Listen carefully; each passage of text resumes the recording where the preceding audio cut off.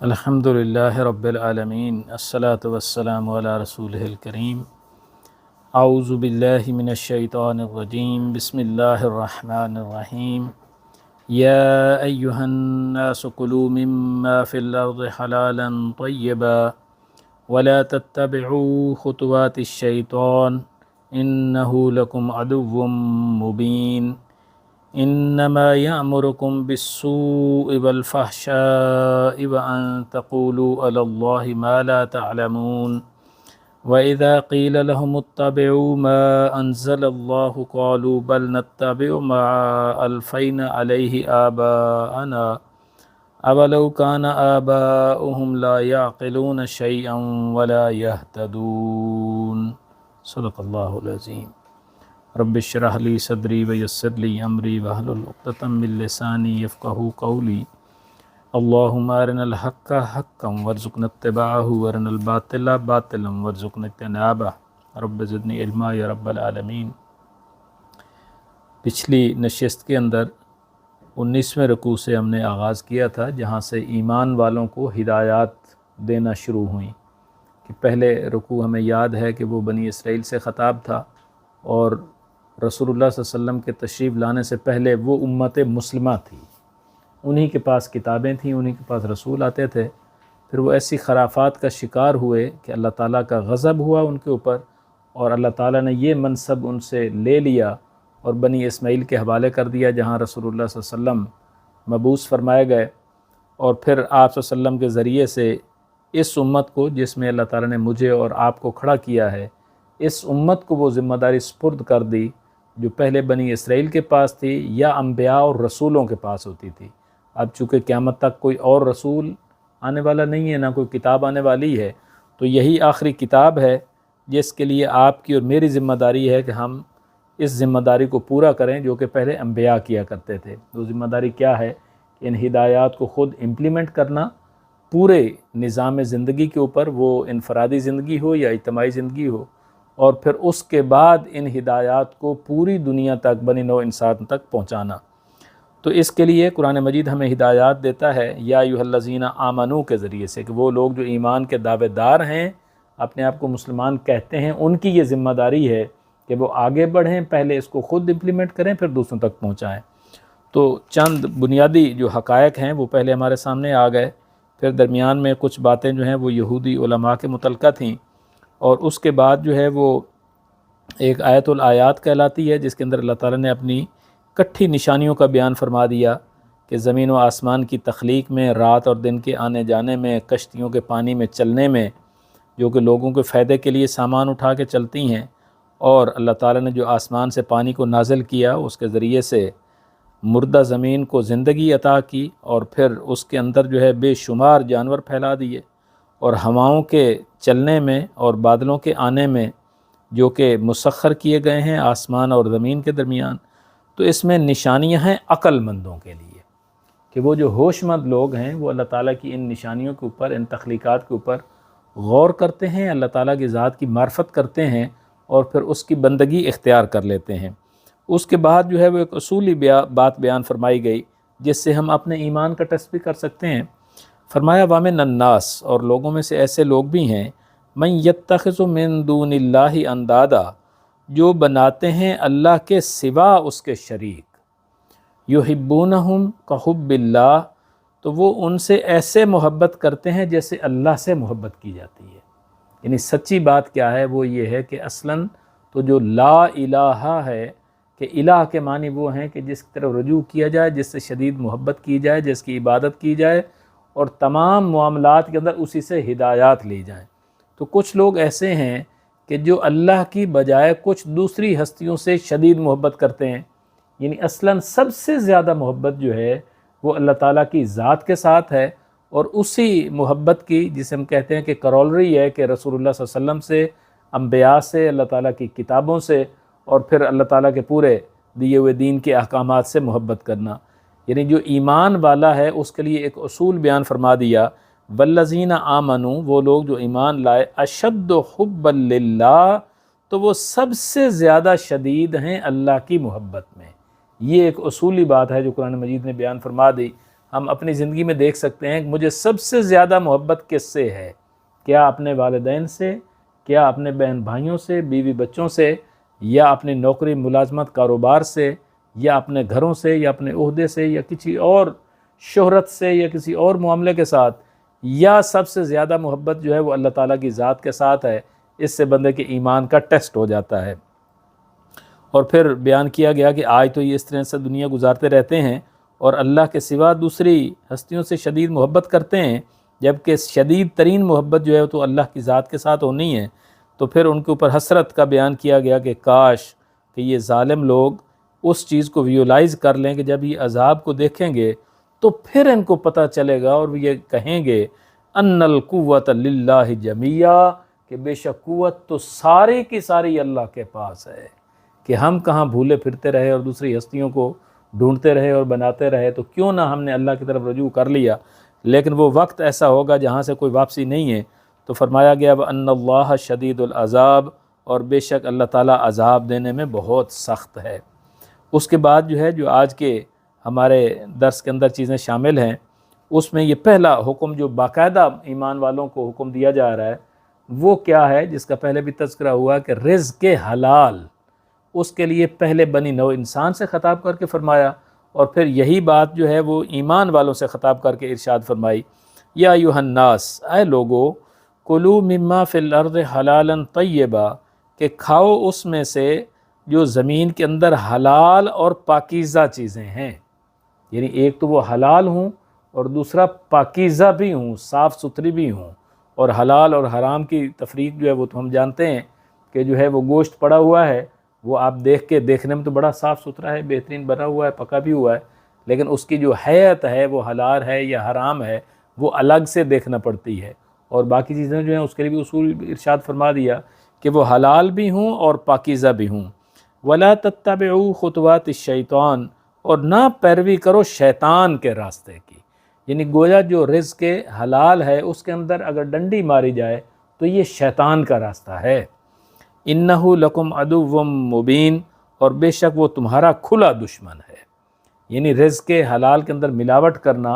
اور اس کے اندر یہ پرواہ نہ کرنا کہ یہ حلال سے آ رہا ہے یا حرام سے آ رہا ہے، تو یہ گویا ایک شیطانی فعل ہو جائے گا، اور شیطان کو اس کے اندر جو ہے وہ اکسانے میں اور آگے ڈی ٹریک کرنے میں بڑی آسانی ہو جاتی ہے۔ اس لیے اگلی آیت میں فرمایا انما یامرکم بالسوء، سوائے اس کے نہیں کہ وہ تو تمہیں حکم دیتا ہے برائی کا، والفحشاء، اور بے حیائی کا۔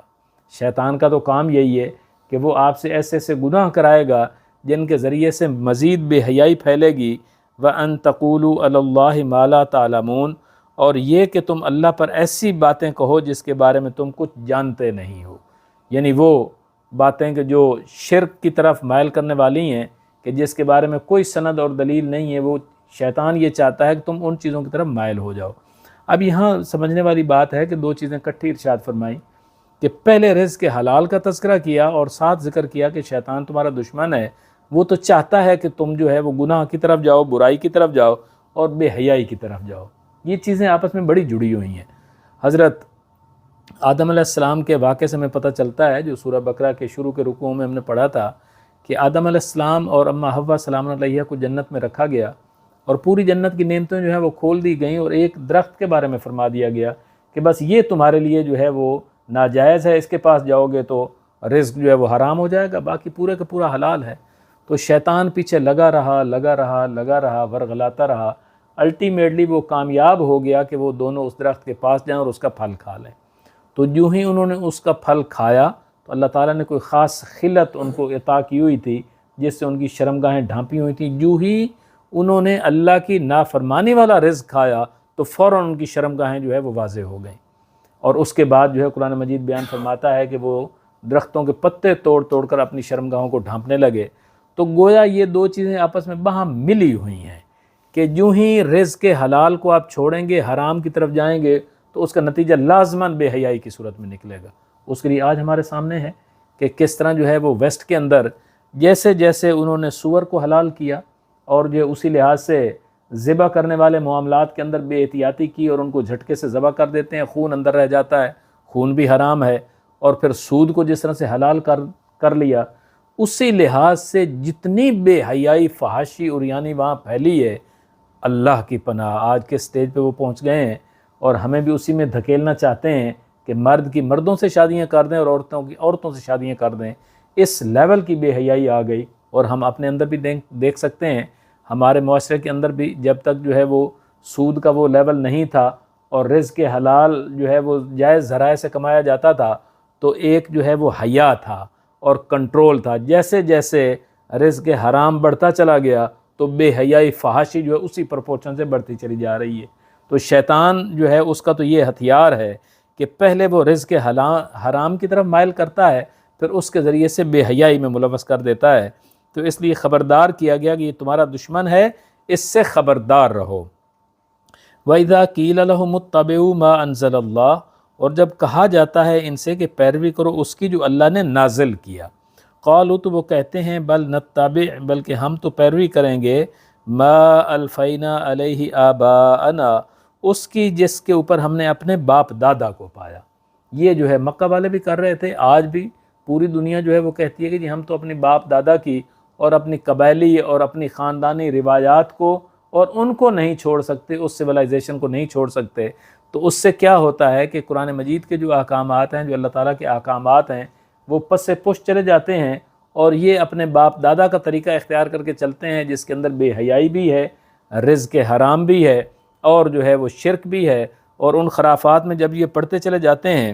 تو پھر اس کے اوپر قرآن مجید نے تبصرہ فرمایا کہ تم کیوں اپنے آباء و اجداد کے طریقے پر چل رہے ہو؟ اولو کان آباؤہم، کہ اگرچہ ہوں تمہارے باپ دادا لا یعقلون، وہ کوئی سمجھ سے کام نہ لینے والے ہوں، تب بھی تم انہی کا راستہ اختیار کرو گے کہ جیسے تم انسان ہو وہ بھی انسان تھے، تم سے غلطیاں ہوتی ہیں ان سے بھی ہوتی تھیں، وہ کوئی پیغمبر تھوڑے تھے۔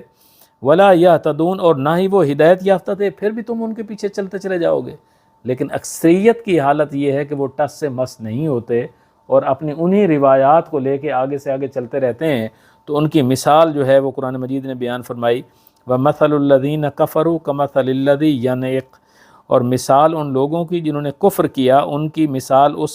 حالت کی سی ہے کہ جو پکارتا ہے، بما لا يسمع، اس کو کہ جو نہیں سنتا، الا دعاء و نداء، سوائے پکارنے کے اور چلانے کے۔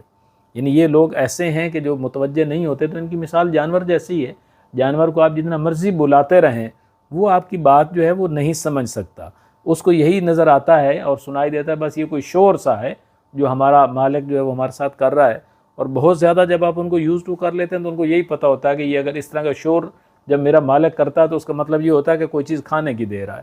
تو یہ جانوروں والا رویہ ہے کہ سنتے بھی رہیں اور ٹس سے مس نہ ہوں اور اپنی اصلاح نہ کریں۔ تو اس کے لیے قرآن مجید نے بیان فرمایا صم بکم عمی،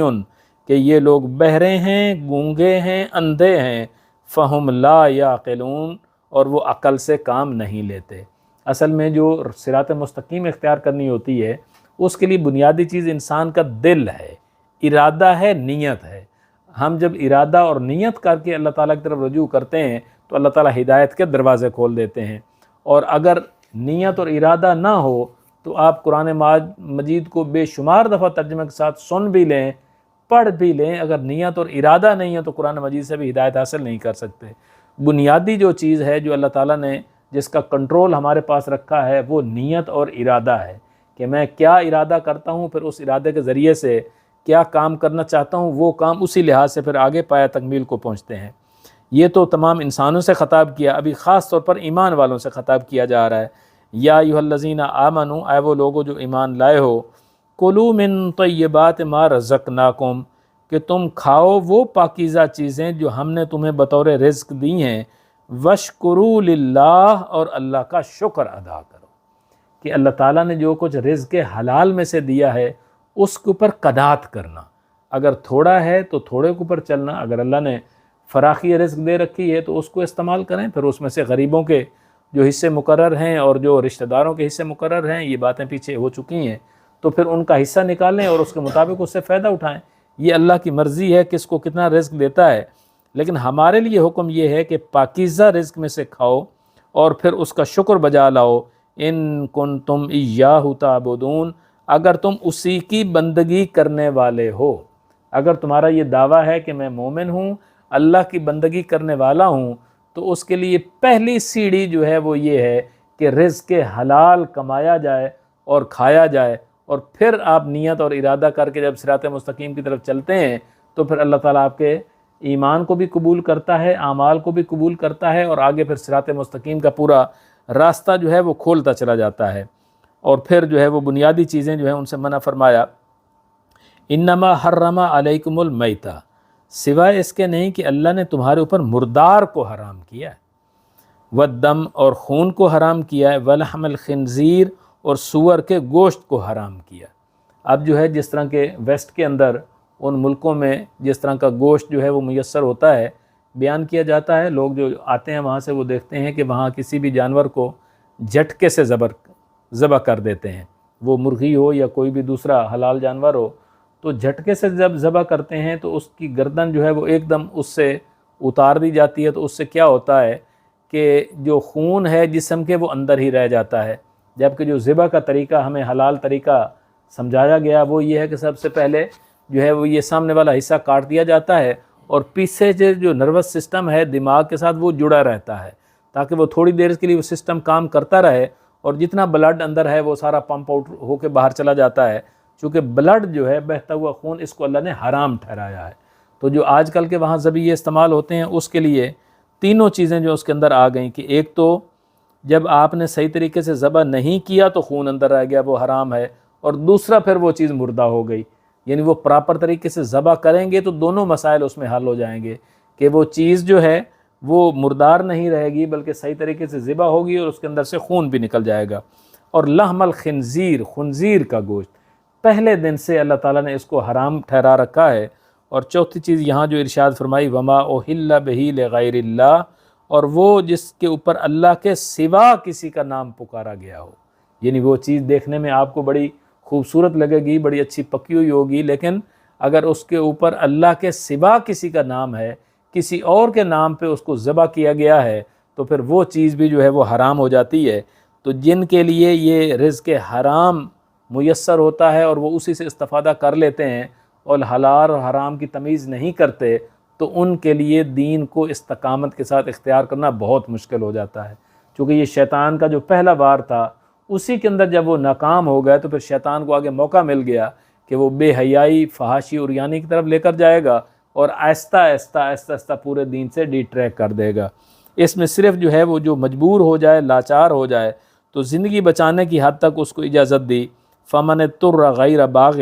اور جو کوئی لاچار ہو جائے اور سرکشی کرنے والا نہ ہو، ولا عادن، اور نہ ہی حد سے بڑھنے والا ہو، فلا اثم علیہ، تو پھر اس پر کوئی گناہ نہیں ہے۔ یعنی اگر کوئی بندہ ہے ایسی جگہ پہ ہے، کہیں ایسے جنگل میں ہے یا کوئی ایسے معاملے کے اندر ہے جہاں کوئی بھی حلال کی چیز میسر نہیں ہے، تو پھر اس کو قرآن مجید نے استثناء دے دیا کہ وہ جو بھی ان چیزوں میں سے میسر ہے اس میں سے صرف اتنی چیز استعمال کر لے جتنی اس کی اس وقت زندگی بچانے کے لیے کافی ہو جائے گی، کہ اس کے اندر کوئی لذت لینا، سرکشی کرنا یا حد سے بڑھنے کا ارادہ نہ ہو۔ تو اس گناہ کے لیے فرمایا گیا ان اللہ غفور الرحیم، کہ بے شک اللہ تعالیٰ بخشنے والا مہربان ہے۔ تو یہ وہ بنیاد ہے جو ہمارے دین کی ہے کہ جب ہم نے یہ اعلان کر دیا کہ ہم ایک ہی اللہ کی بندگی کرنے والے ہیں اور اس کے دین کو اختیار کرنے والے ہیں، تو یہ پہلی سیڑھی ہے کہ ہم اپنے رزق کے اوپر غور کریں، اور جو رزق مجھے مل رہا ہے، اسلام نے جو ہے رزق کمانے کے بھی جائز راستے متعین کر دیے ہیں اور خرچ کرنے کے لیے بھی جائز راستے متعین کر دیے ہیں، جس کے لیے کچھ اقتباسات قرآن مجید سے ہم پہلے پڑھ چکے ہیں کہ جس کے اندر جو ہے وہ فضول خرچی اور پھر جو ہے وہ تبذیر کے بے ضرورت خرچ کرنا، ان کا تذکرہ پہلے ہو چکا ہے۔ تو یہ ان بنیادوں میں سے ہے۔ اللہ تعالی ہمیں یہ احکامات یاد کرا دے اور ان کے اوپر امپلیمنٹ کرنے کی توفیق عطا فرمائے کہ ہم اپنے روزگار کے لیے بہت ہی میٹیکولس ہو جائیں کہ چیزوں کو جائز جگہ سے کمائیں اور جائز جگہ کے اوپر ان کو خرچ کریں۔ اللہ تعالیٰ سے دعا ہے جو آیات ہم نے پڑھی ہیں ان کو سمجھنے کی اور عمل کرنے کی توفیق عطا فرمائے۔ اقول قولی ھذا واستغفر اللہ لی ولکم ولسائر المسلمین والمسلمات، جزاکم اللہ خیر۔